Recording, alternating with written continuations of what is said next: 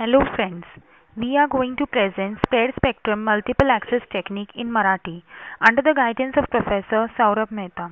The group members are Sanjana Jagtap, Purva Gogre, Meenal Kamri, Sukeshni Kokate and Shriya Kulkarni. दूरसंचारामध्ये spread spectrum ही यंत्रणा वापरली जाते, ज्यामध्ये सिग्नलची बँडविड्थ फ्रिक्वेन्सी कक्षात पसरवली जाते. त्यामुळे सिग्नलची बँडविड्थ वाढते. या यंत्रणा वेगवेगळ्या कारणांसाठी वापरू शकतो. नॅचरल इंटरफेरन्स, नॉइज आणि जॅमिंग रोध वाढवून कमी केले जाते. ट्रान्समिशन बँडविड्थ ही मेसेज बँडविड्थ या बाबींवर अवलंबून नसते. थोडक्यात, या यंत्रणा सिग्नल एका बँडविड्थमध्ये प्रसारित केली जाते, ज्याची समाविष्ट फ्रिक्वेन्सी मूळ सिग्नलपेक्षा जास्त आहे. ही यंत्रणा रिसीव्हर्सला होणारी इंटरफेरन्स कमी करते आणि तसंच आपल्या माहितीची सुरक्षितता वाढवते. स्प्रेड स्पेक्ट्रम हे यंत्रण एका पद्धतीत असलेल्या नॉइज सारख्या सिग्नल स्ट्रक्चर्सचा वापर करून हे सिग्नल जे नॅरो बँडमध्ये आहे ते वाईड बँड ऑफ फ्रिक्वेन्सीजमध्ये पसरवते. आकृतीमध्ये दाखवल्याप्रमाणे 4 मोबाईल समान फ्रिक्वेन्सी बँड वापरतात, पण बँडविड्थ वाढवण्यासाठी आपण वेगवेगळ्या कोडने त्यांचे वर्गीकरण करतो.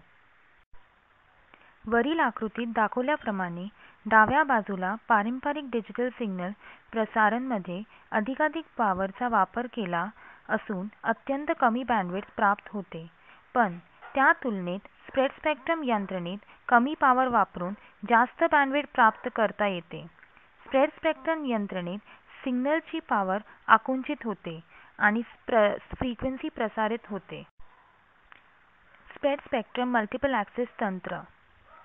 मूळ सिग्नल हा चॅनल एन्कोडरमधून मॉड्युलेटरला देताना त्यात सुडो नॉइज मिळवला जातो आणि तो सिग्नल चॅनलला दिला जातो. रिसीव्हरच्या इथे तो सिग्नल डिकोड करताना त्यातला सुडो नॉइज काढून तो चॅनल डिकोडरला दिला जातो आणि मूळ सिग्नल परत मिळवला जातो. सुडो रँडम नॉइजमध्ये ठराविक पल्सचा क्रम असतो की जो ठराविक काळाने पुन्हा रिपीट होतो. एसएसएमएचे विविध प्रकार खालीलप्रमाणे आहेत: डायरेक्ट सिक्वेन्स स्प्रेड स्पेक्ट्रम आणि frequency hopping spread spectrum. Frequency hopping ही ट्रान्समीटर आणि रिसीव्हरमध्ये रेडिओ सिग्नल प्रसारित करून कम्युनिकेशन करण्याची एक अशी स्कीम आहे की ज्यात कॅरियर फ्रिक्वेन्सी त्वरित एका फ्रिक्वेन्सी चॅनलमधून दुसऱ्याच्या फ्रिक्वेन्सी चॅनलमध्ये स्विच केला जातो. प्रामुख्याने फ्रिक्वेन्सी हॉपिंग ही यंत्रणा इंटरफेरन्स अवॉइड करण्यासाठी वापरली जाते. फ्रिक्वेन्सी हॉपिंगमध्ये माहिती ही संपूर्ण बँडविड्थवर पसरवली जाते.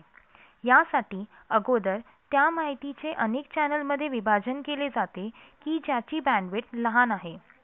फ्रिक्वेन्सी हॉपिंगमध्ये ट्रान्समीटरपासून रिसीव्हरला माहिती पाठवताना ट्रान्समीटर आणि रिसीव्हरला माहिती असलेल्या सुडो रँडम सिक्वेन्सचा वापर केला जातो की ज्यामुळे फ्रिक्वेन्सी हॉपिंग स्प्रेड स्पेक्ट्रम जास्त सिक्युअर होतो. या सुडो रँडम सिक्वेन्समुळे नको असलेल्या रिसीव्हर सिग्नलला अडथळा आणू शकत नाही. आकृतीत दाखवल्याप्रमाणे कॅरियर फ्रिक्वेन्सी एका चॅनलमधून दुसऱ्या चॅनलमध्ये स्विच होतो. पुढील आकृती फ्रिक्वेन्सी हॉपिंग स्प्रेड स्पेक्ट्रमचे ट्रान्समीटर आणि रिसीव्हरची आहे. आकृतीत दाखवल्याप्रमाणे ट्रान्समीटरमध्ये बायनरी डेटा हा एफएसके किंवा बीपीएसके मॉड्युलेटरला दिला जातो. मॉड्युलेटरचे आउटपुट हा फ्रिक्वेन्सी हॉपिंग स्प्रेडर या मल्टिप्लायरला दिला जातो. तसेच सुडो नॉइज बिट सोर्स चे आउटपुट चॅनल टेबलला देऊन त्याचे आउटपुट फ्रिक्वेन्सी सिंथेसायझरला देऊन फ्रिक्वेन्सी हॉपिंग स्प्रेडर मल्टिप्लायरला दिला जातो. नंतर मल्टिप्लायरचे आउटपुट हे बँडपास फिल्टरला दिले जाते की ज्यातून आपल्याला स्प्रेड स्पेक्ट्रम सिग्नल मिळतो. रिसीव्हरमध्ये फ्रिक्वेन्सी हॉपिंग डी स्प्रेडरला स्प्रेड स्पेक्ट्रम सिग्नल आणि फ्रिक्वेन्सी सिंथेसायझरचे आउटपुट इनपुटमधून दिले जाते.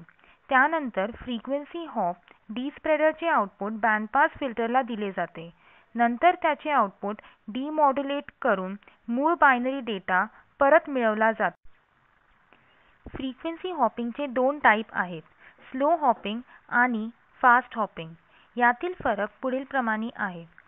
स्लो हॉपिंगमध्ये ठराविक सिम्बॉल नंतरच फ्रिक्वेन्सी हॉप केली जाते, पण फास्ट हॉपिंगमध्ये प्रत्येक सिम्बॉल नंतर फ्रिक्वेन्सी हॉप केली जाते.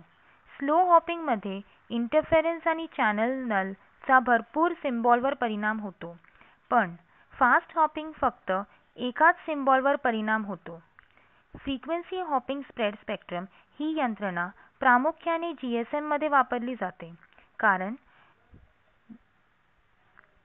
फ्रिक्वेन्सी हॉपिंगमध्ये सिग्नलचा जास्त रोबस्ट, इंटरफेरन्स रेझिस्टन्स आणि सिक्युअर असतो. डायरेक्ट सिक्वेन्स स्प्रेड स्पेक्ट्रम हा स्प्रेड स्पेक्ट्रमचा एक प्रकार आहे.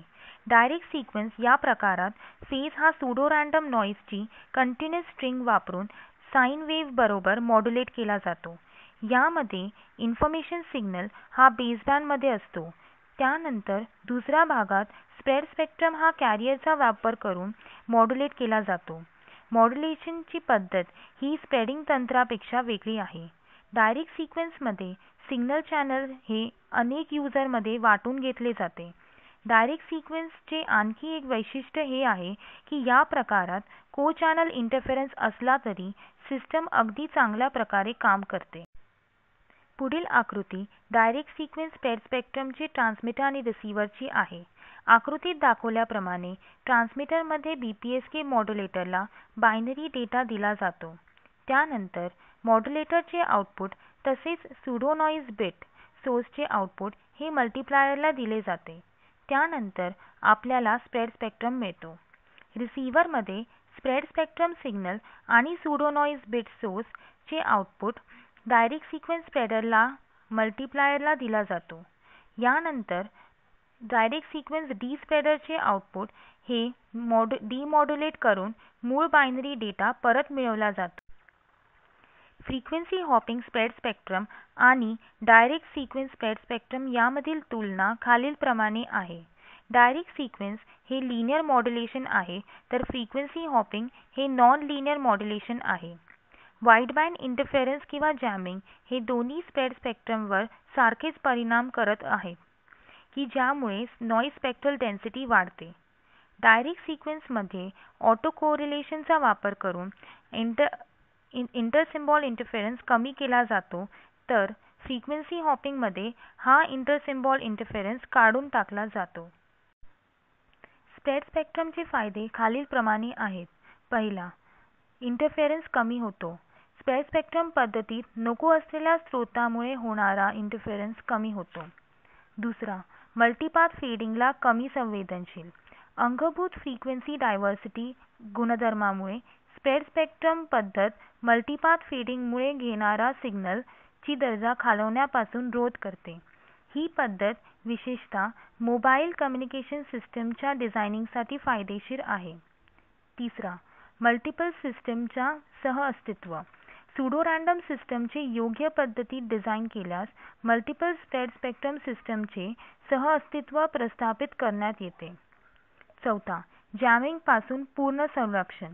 स्प्रेड स्पेक्ट्रमचे महत्त्वाचे वैशिष्ट्य म्हणजे कधी एखाद्या शत्रूने कम्युनिकेशनमध्ये अडथळा निर्माण करण्यासाठी केलेल्या तीव्र हस्तक्षेपासुद्धा कार्य करण्याची क्षमता होय. या कारणामुळे मिलिटरी कम्युनिकेशनमध्ये स्पेक्ट्रम स्प्रेडिंग संकल्पनाचा मोठ्या प्रमाणात वापर केला जातो. स्प्रेड स्पेक्ट्रम या पद्धतीचा उपयोग CDMA म्हणजेच कोड डिव्हिजन मल्टिपल ॲक्सेसमध्ये होतो. तसंच तो सॅटेलाइट कम्युनिकेशनमध्ये, वायरलेस LAN मध्ये, GSM तसेच ब्लूटूथ मध्येही होतो.